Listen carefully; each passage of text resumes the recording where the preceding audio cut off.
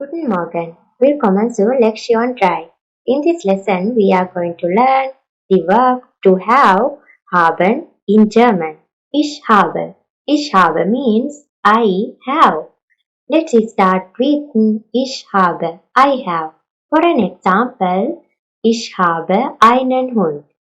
Ich habe einen Hund means I have a dog. Du hast in German means you have, and it is used to indicate informal singular you. Okay, when addressing someone informally, we use du hast, you have. For an example, du hast eine Katze. Du hast eine Katze means you have a cat.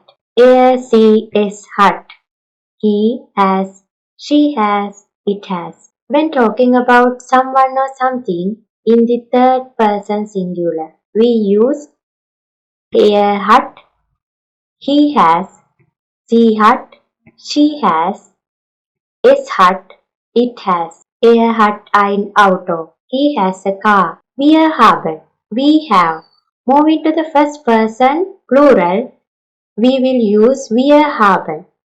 We have. Wir haben Zeit. We have time. Ihr habt. You have. Informal plural.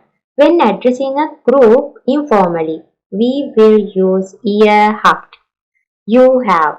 As an example, ihr habt Hunger.